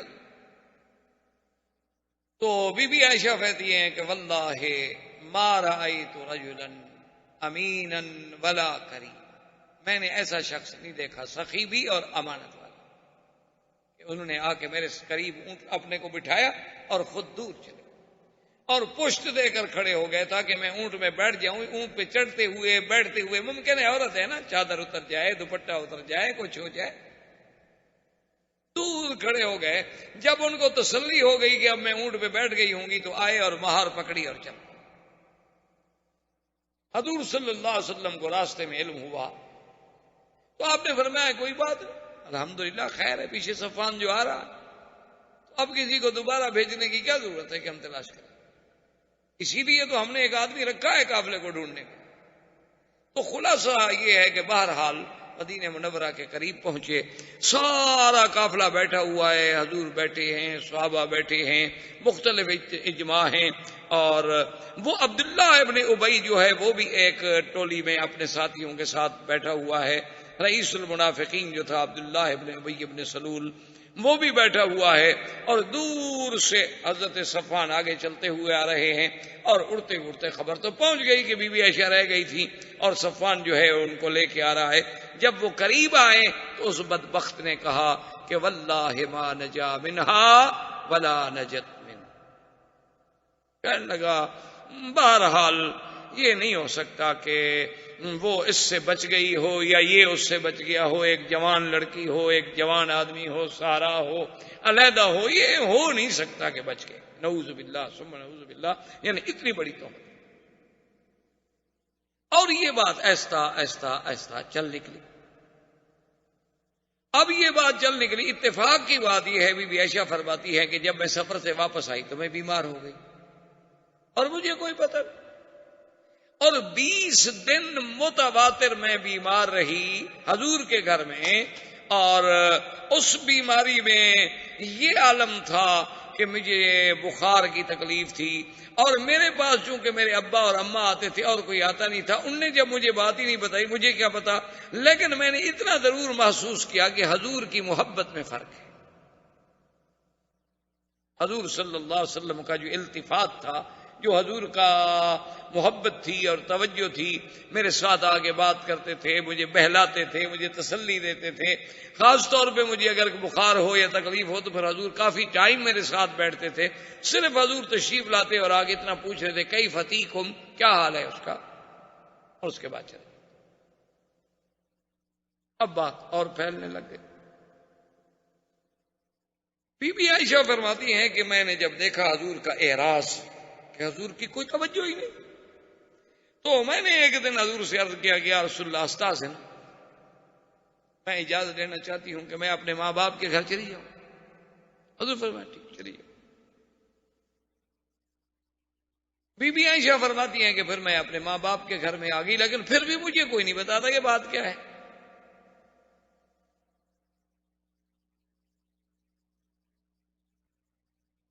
تو ایک رات میں اپنے حاجت انسانی کے قضاء کے لیے، چونکہ اس زمانے میں بھی یہی تھا کہ گھروں میں کوئی حمام نہیں، کوئی بیت الخلاء نہیں، کچھ نہیں، عورتیں باہر جاتی تھیں دور رات کو نکل کے۔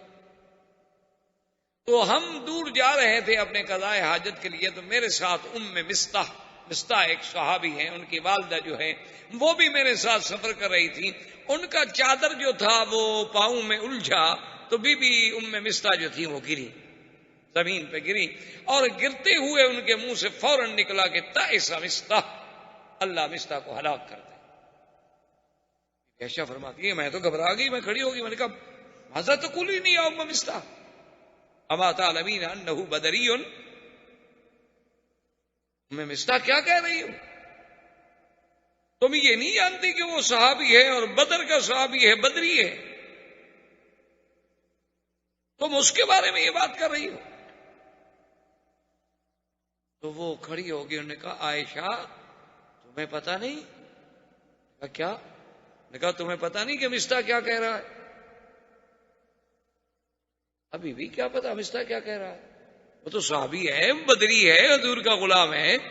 اس نے کہا کہ پھر مستح نے مجھے سارا واقعہ سنایا کہ کیسے تم قافلے سے پیچھے رہ گئیں، کیسے صفوان کے ساتھ پہنچیں، عبداللہ ابن ابی ابن سلول نے کیا کہا، اس کے بعد یہ باتیں پھیلنا شروع ہو گئیں۔ تو اس میں میرا بیٹا مستح، حمنہ بنت جہش اور حضرت حسان جیسا شاعر رسول اللہ، بڑے بڑے مسلمان بھی الجھ گئے، کیونکہ جب بات نکلتی ہے تو اثر رکھتی۔ اسی لیے کسی نے کہا نا کہ جو بات نکلتی ہے اثر رکھتی ہے، پر نہیں طاقت پرواز مگر رکھتی ہے۔ اب بات اڑنی شروع ہو گئی، پھر قصے بنتے گئے، پھر ہر آدمی اپنے عقل کے مطابق سوچتے کہ ہاں جی بات تو ٹھیک ہے، ایک نوجوان لڑکی ہو اور جنگل ہو، اکیلا مرد ہو، یار یہ کیسے ہو سکتا ہے؟ ہر آدمی پھر اپنی سوچ اختر کی بات کا لوگوں نے افسانہ کر دیا، لیکن اللہ نے جن کو اچھی سوچ دی ہے وہ اس وقت بھی اچھی سوچ دی۔ حضرت ابو ایوب الانصاری رضی اللہ تعالی، جو حضور صلی اللہ علیہ وسلم کے مدینہ منورہ میں سب سے پہلے میزبان، انہوں نے جب یہ واقعہ سنا، گھر میں آئے، اپنی بیوی کو یہ بات سنائی، اور اس کے فوراً بعد یہ کہا ابو ایوب نے اپنی بیوی سے کہ میری بیوی لو کنت مکانت عائشہ، اگر تم عائشہ کے بجائے ہوتی تو کیا تم یہ گناہ کر لیتی؟ کہا کہ واللہ لا، کوئی شریف عورت بھی گناہ کا سوچ سکتی ہے؟ کوئی حرہ، کوئی آزاد، کوئی شریف، کوئی قبیلے کی عورت، خاندان کی عورت گناہ کے بارے میں تو سوچ ہی نہیں سکتی۔ اس نے کہا اچھا میری بیوی یہ بتاؤ، اگر صفوان ابن معطل کے بجائے میں ہوتا اس جگہ پہ تو تم میرے بارے میں کیا گمان کرتی ہو؟ اس نے کہا کہ واللہ ما رأیت منک الا خیرا، میں نے تو تم میں بھی بھلائی کے علاوہ کبھی کچھ نہیں دیکھا، مجھے یقین ہے کہ تم بھی گناہ نہیں کر سکتے۔ تو ابو ایوب نے کہا کہ فاسمعی ان عائشہ خیرا منک وصفوان ابن المعطل خیر منی، کہ میری بیوی پھر سن لو، عائشہ تم سے بہتر ہے اور صفوان مجھ سے بہتر ہے۔ جب ہم گناہ نہیں کر سکتے تو ان نے گناہ کیسے کیا ہوگا؟ جب ہم گناہ کے بارے میں نہیں سوچ سکتے تو جو ہم سے خیر ہیں، جو ہم سے بہتر ہیں، وہ کیسے گناہ کریں؟ لیکن بی بی عائشہ فرماتی ہیں کہ جب میں نے یہ قصہ سنا تو میرے تو پھر دماغ سے ہر بات ہی اڑ گئی کہ اچھا حضور صلی اللہ علیہ وسلم کا نہ بولنا، حضور صلی اللہ علیہ وسلم کا عدم التفات، تو اس کی وجہ یہ ہے اتنا بڑا حادثہ ہو گیا مدینے میں اور مجھے پتہ بھی نہیں۔ میں آئی فبکیت بکاء، پھر میں نے رونے کے علاوہ میرے پاس کیا تھا؟ سرکار دو جہاں صلی اللہ علیہ وسلم نے مسجد نبوی میں اعلان فرمایا لوگوں سے کہ سب جمع ہو۔ جب سب لوگ جمع ہو گئے، حضور نے خطبہ پڑھا، حمد اللہ واثنا علیہ، اللہ کا حمد و ثنا بیان کی۔ آپ نے فرمایا کہ یا ایھا الناس لوگوں اب وہ بات بھی ہو گئی ہے کہ الناس یؤذونی فی اہلی، کہ لوگ مجھے میرے اہل کے بارے میں بھی تکلیف دینے پر آ گئے ہیں. واللہ ما علمت علی اہلی خیرا، اللہ کی قسم ہے میں نے تو اپنی بیویوں پہ، اپنے اہل پہ ماں سوائے بھلائی اور خیر کے کبھی کچھ گناہ غلطی دیکھی نہیں ہوتی، لیکن لوگ مجھے ایذا دیتے. تو ایک صحابی تھے اسید ابن حضیر کھڑے، یہ سید الاوس تھے، اوس کے قبیلے کے سردار.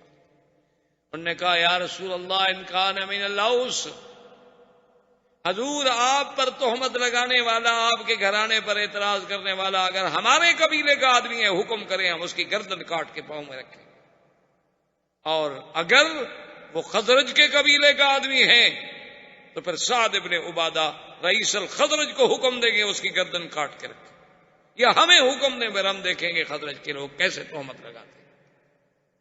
سعد ابن عبادہ کھڑے کو نے کہا تم جھوٹ بول رہے ہو، تمہیں پتا ہے کہ تمہارے قبیلے کا آدمی نہیں ہے جس نے یہ حرکت کی ہے. اگر تمہارے قبیلے کا آدمی ہوتا نا اتنے جذبے تو باتیں نہ کرتے. تمہیں چونکہ پتا ہے کہ وہ تمہارے قبیلے کا بندہ نہیں ہے، وہ ہمارے قبیلے کا بندہ ہے، اس لیے جذبات میں آ رہے ہیں. تو یہ آپس میں تیز ہو گئے. حضور اٹھے درمیان سے، آپ نے فرمایا اچھا تم لوگ بجائے میری ہمدردی کرنے کے اپنی قبائلی الجھنوں میں پھر الجھ گئے ہو. جب حضور چلے گئے تو ڈر گئے کہ حضور ناراض ہو گئے. اس کے بعد حضور صلی اللہ علیہ وسلم نے حضرت اسامہ اور حضرت علی کو، آپ نے فرمایا اسامہ چونکہ تم میرے بیٹے ہو، میرے بچے ہو، محبوب ہو، میرے بیٹے کے بیٹے ہو، اور ہمارے گھر میں آنا جانا، تمام بیویوں کے ساتھ ملنا، بچوں کی طرح ساتھ رہے ہو، تمہاری کیا رائے ہے، تم کیا سمجھتے ہو؟ نے کہا یا رسول اللہ ما رأیت الا خیرا، میں نے تو کبھی آپ کے گھر میں کوئی غلطی دیکھی نہیں، میں کیا بات ہے حضور بی بی عائشہ میں کوئی برائی. حضور نے فرمایا علی ابن ابی طالب تم بتلاؤ تو ہمارے عزیز ہو، تمہاری کیا رائے؟ تو حضرت علی کہتے ہیں کہ خدا کی قسم ہے میرا مقصد صرف یہ تھا کہ حضور کے ذہن پر جو بوجھ ہے نا وہ کسی طرح اتر جائے. میں نے کہا یا رسول اللہ ایک عورت کی وجہ سے اتنا اہمیت دینی اور اتنا دکھ پریشانی لے لینی کیا ضرورت ہے؟ آپ کچھ شادی کرنا چاہتے اور شادی کرو بس، کیا ہے؟ اگر ایسی کوئی بات ہے تو ایک عورت کا ہی ہے نا مسئلہ. اور اگر آپ تحقیق چاہتے ہیں تو پھر بی بی عائشہ کی جو خادمہ ہے بی بی بریرہ جو ان کی کنیز ہے ان سے تحقیق کریں، چونکہ کنیز 24 گھنٹے قریب رہتی ہے، اس کو زیادہ معلومات ہو سکتی ہے. حضور نے فرمایا اچھا علی تم تحقیق. حضرت علی رضی اللہ تعالیٰ نے بی بی بریرہ کو بلایا اور کہا کہ بتلاؤ. اس نے کہا کہ علی خدا کی قسم واللہ ما علمت علیہ خیرا، میں نے تو بی بی عائشہ کا کبھی کوئی غلطی نہیں دیکھی. ہاں ایک دفعہ ایک غلطی دیکھی تھی کہ میں نے آٹا گوندا اور آٹا بی بی کو دے کے میں چلی گئی کہ اس آٹے کا خیال رکھنا. میں واپس آئی تو یہ کھیل رہی تھی اور آٹا جو تھا بکری کھا رہی تھی.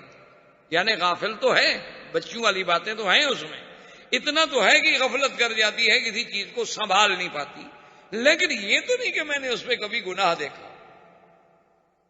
حضرت علی غصے میں آ گئے، انہوں نے کہا کہ بریرہ دیکھو سیدھی بات کر، یہ میرے نبی کی عزت کا مسئلہ ہے، اگر ایسی بات ہے تو میں تو تیری چمڑی نکال دوں. انہوں نے کہا تمہاری جو مرضی ہے کہو، میں نے تو بی بی عائشہ پہ کبھی گناہ دیکھا ہی نہیں، میں کیا کروں. یہ اصل وجہ تھی جو بی بی عائشہ اور حضرت علی کی ناراضگی ہو گئی، جس کو پھر لوگوں نے بڑا چڑھا دیا. اصل وجہ یہ تھی کہ بی بی عائشہ اس بات کو ہمیشہ یاد کرتی تھی کہ حضرت علی تو آخر کچھ ہو، کتنا بڑا مقام ہو، لیکن میرے تو بیٹے تھے، ان کو بھی اپنی ماں کے بارے میں شبہ تھا کہ میری کنیز کو کہیں کہ تمہاری چمڑی اتار دوں گا. اور نبی سے کہتے ہیں کہ جی حضور بی بی کو چھوڑ دیں اور شادی کر لیں. اگر حضور غصے میں مجھے طلاق دے دیتے تو میں تو ساری زندگی کے لیے ماری جاتی. تو یہ کیسا میرا بیٹا ہے جو ایسے مشورے دے رہا ہے؟ حالانکہ حضرت نے کہا کہ واللہ عائشہ خدا کی قسم حضور جب اتنے اداس تھے تو میں حضور کو کیسے تسلی دوں؟ حضور کو مطمئن کرنے کا تم مجھے بتاؤ میرے پاس کیا حال تھا.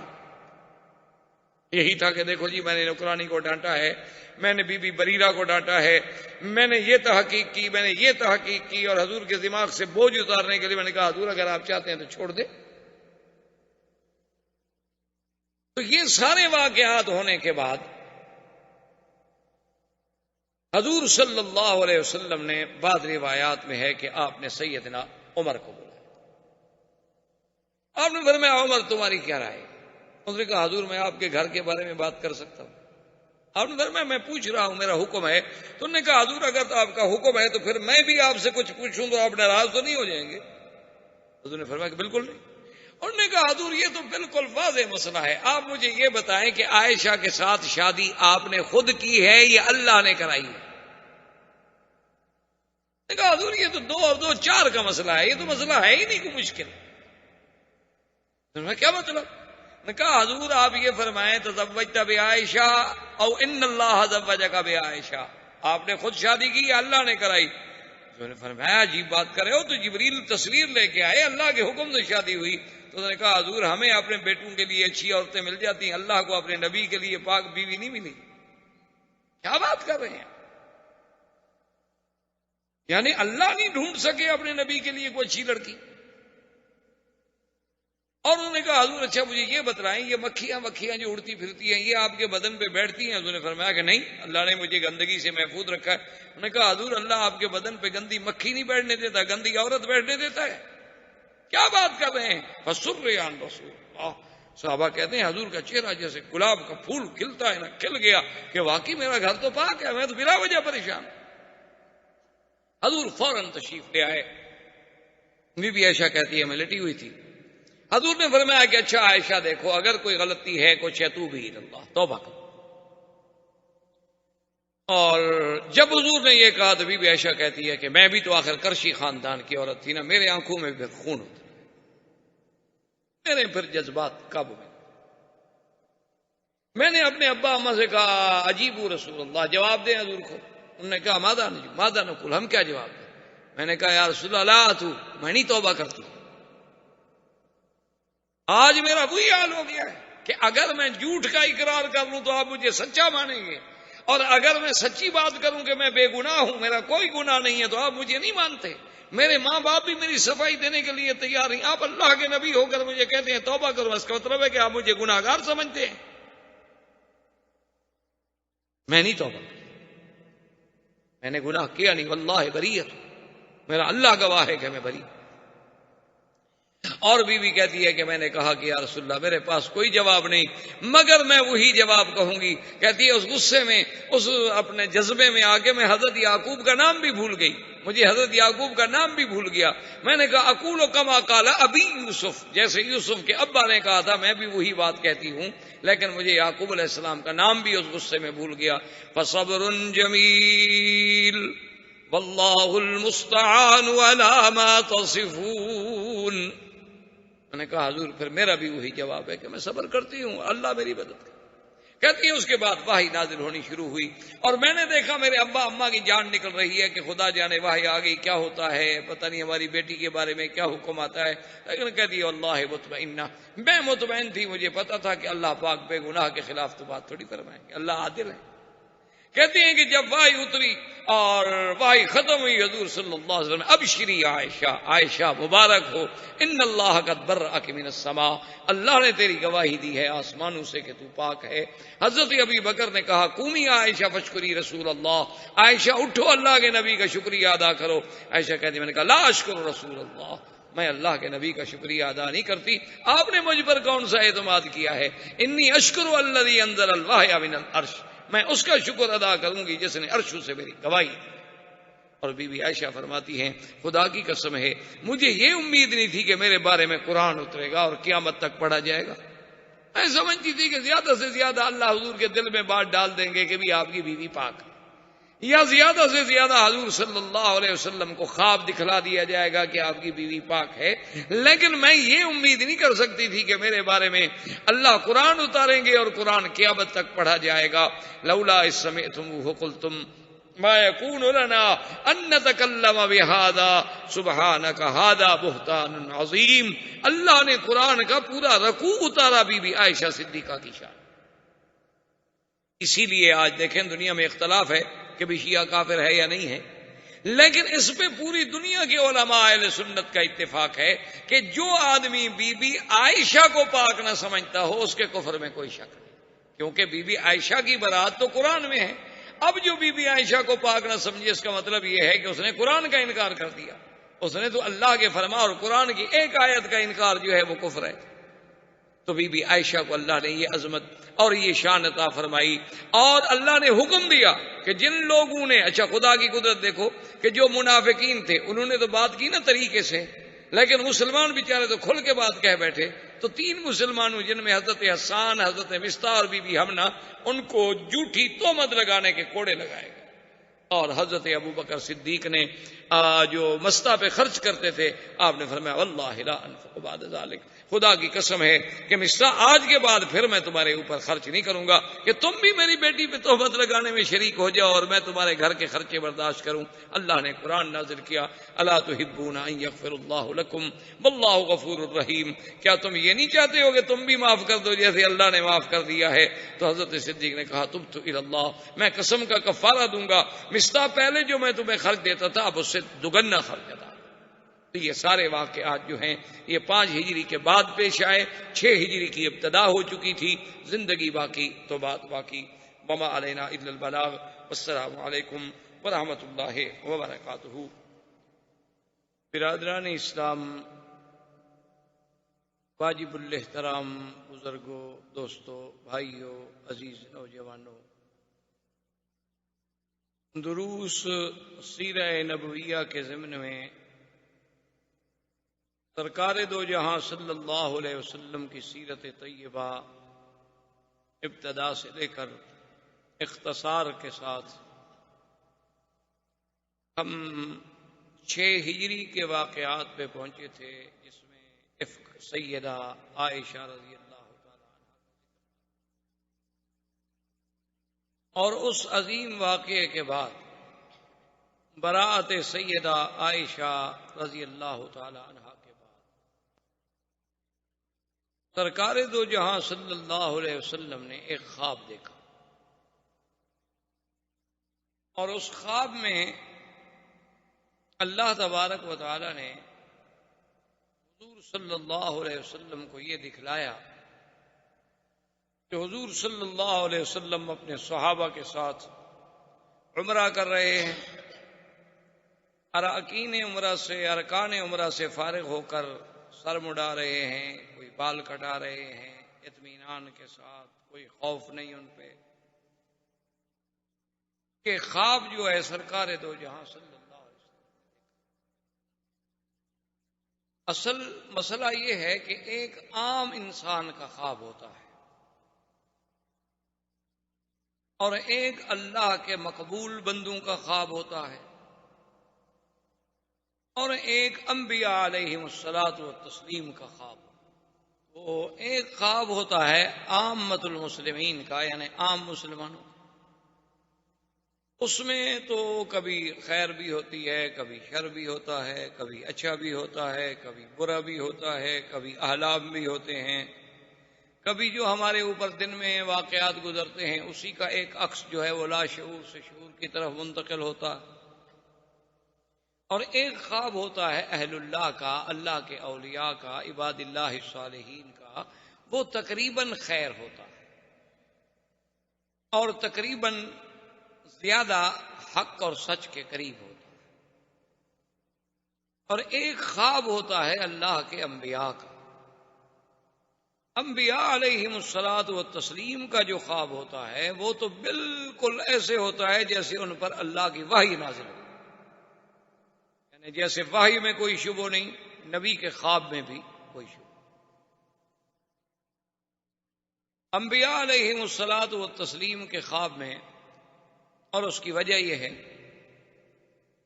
کہ نبی جتنے اللہ نے بھیجے ہیں علیہم الصلاۃ والتسلیم، ان کو اللہ نے شیطان کے حملے اور تسلط سے محفوظ رکھا، یعنی شیطان ان پر حملہ نہیں کر سکتا۔ تو جب شیطان کے تسلط سے محفوظ ہو گئے تو اب صاف بات ہے کہ انہیں جو بھی رویا ہوگا، خواب ہوگا، وہ رحمان سے ہوگا، شیطان سے تو ہو ہی نہیں سکتا۔ اس لیے انبیاء علیہم السلام کے خواب کو اور ایک عام مسلمان کے خواب کو آسمان و زمین کا فرق ہے، یعنی وہ تو وحی ہے۔ جیسے کہ سیدنا ابراہیم الخلیل علیہ الصلوۃ والتسلیم نے بھی خواب دیکھا تھا کہ اپنے بچے کو ذبح کر رہے ہیں،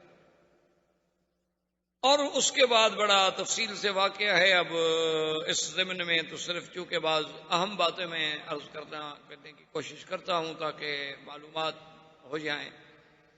تو جب سیدنا ابراہیم علیہ السلام نے سیدنا اسماعیل علیہ السلام پہ ذکر کیا کہ یا بنی انی ارا فی المنام، کہ میرے بیٹے میں نے خواب میں دیکھا، انی اذبح، کہ میں تمہیں ذبح کر رہا ہوں، فانظر ماذا ترى، اب اس بات پہ آپ غور کریں، فیصلہ کریں کہ آپ کیا کہتے ہیں، آپ کی رائے کیا بنتی.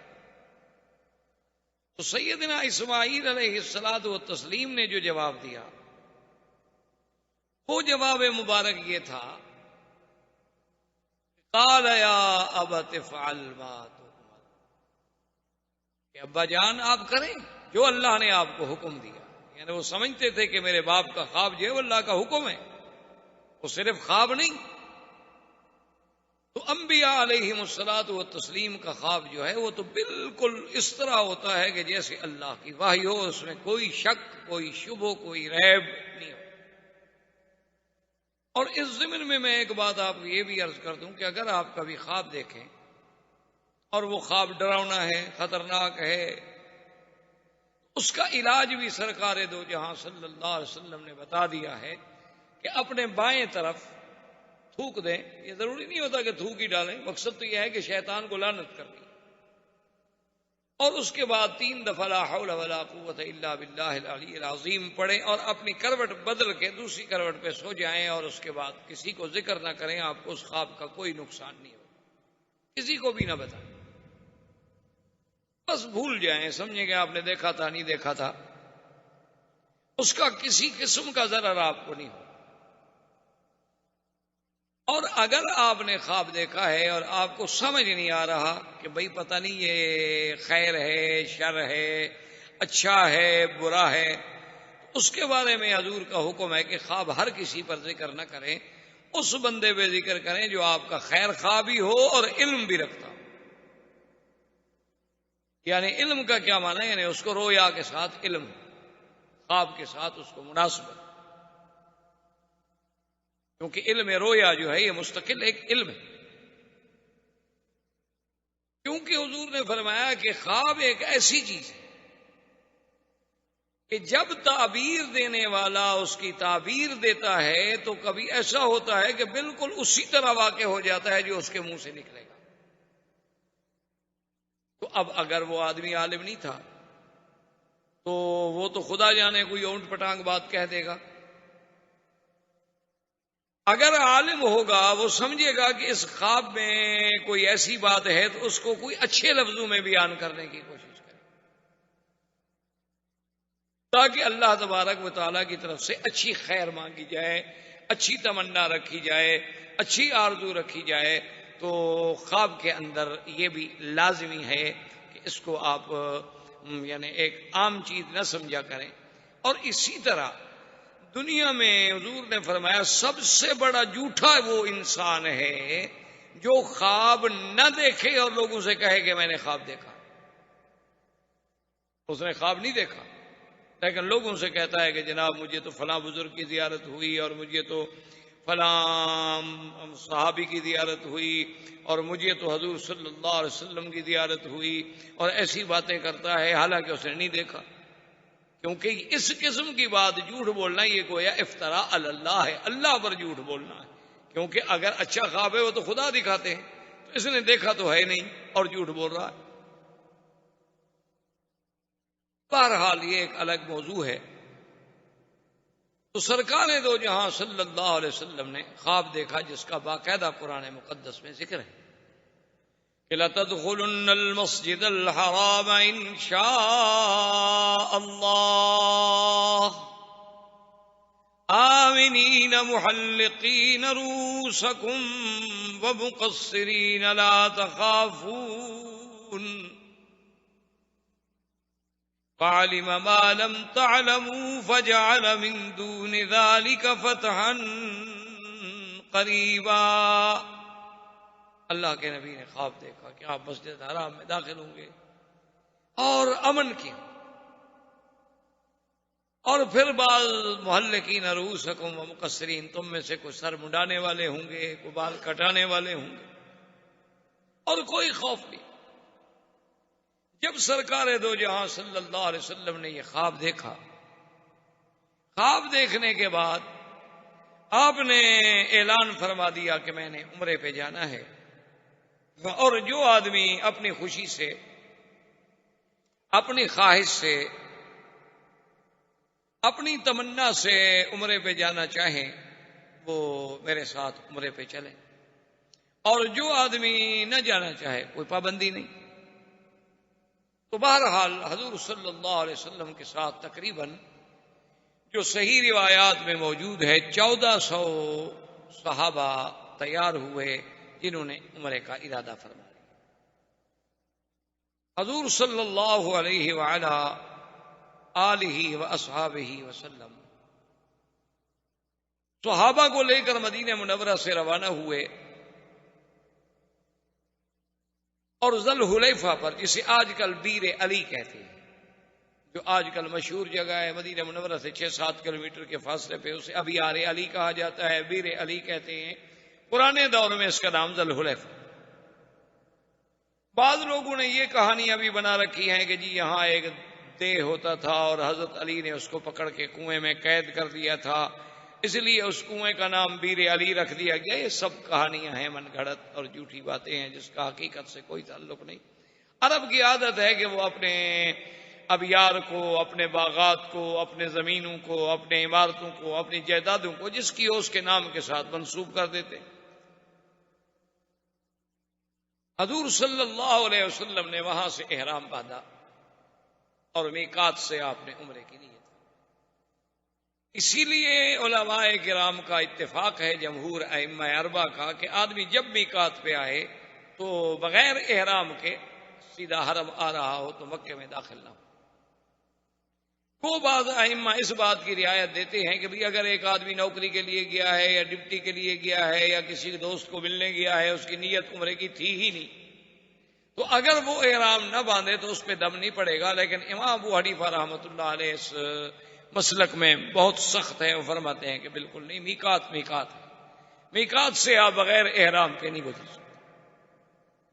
اور یہ پہلے بھی میں نے آپ سے عرض کیا تھا کہ امام ابو حنیفہ رحمۃ اللہ علیہ، اللہ سب ائمہ پہ رحمتیں فرمائے، اللہ سب پہ اپنی کروڑوں رحمتیں نازل فرمائے، لیکن وہ مسئلے کا احوط پہلو لیتے ہیں، یعنی ایک ایسا پہلو اختیار کرتے ہیں جو زیادہ جامع ہے، جس میں زیادہ احتیاط۔ اب دیکھیں نا جی، مثلا آپ احرام سے آ رہے تھے، میقات سے آپ کی ڈپٹی پہ گئے تھے یا ڈپٹی کے لیے آ رہے تھے، لیکن اگر آپ نے احرام باندھ لیا ہے تو کوئی امام اس کو غلط تو نہیں کہتا کہ آپ نے کیوں باندھا۔ جو اجازت دے رہے ہیں وہ بھی صرف کہتے ہیں اجازت ہے، یعنی دم نہیں پڑے گا، جرمانہ نہیں ہوگا، وہ یہ تو نہیں کہتے کہ ایسا کریں اچھی بات ہے۔ اچھا، اگر بفرض محال قیامت میں لازمی طور پر 2 مجتہدوں کا اجتہاد ہے، لیکن ایک کا اجتہاد حق ہوگا۔ اگر قیامت کے دن اجتہاد یہ حق ہو گیا کہ اگر کوئی ڈپٹی والا ہے یا کوئی دوست کے ملنے والا ہے عمرہ نہ کرے تو اس پہ کوئی جرمانہ نہیں، ٹھیک ہے، کوئی بات نہیں، اچھی بات ہے، بچ گئے بیچارے۔ لیکن جس نے عمرہ کیا ہوا ہے اس کا ثواب تو اللہ ضائع نہیں کریں گے بھی تم نے عمرہ کیوں کیا تھا۔ اور جس نے عمرہ نہ کیا اور قیامت والے دن فیصلہ یہی ہوا کہ نہیں عمرہ کرنا ضروری تھا، تو جن نے نہیں کیا وہ کیا کریں گے؟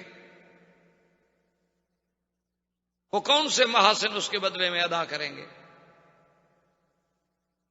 اور پھر امام صاحب یہ فرماتے ہیں کہ مجھے یہ بتائیں کہ کیا حضور پاک نے بھی کبھی کسی میقات سے تجاوز کیا ہو بغیر احرام کے؟ احباب کرام، اس کے بعد اب آپ اس مبارک سلسلے کی CD نمبر 22 سماعت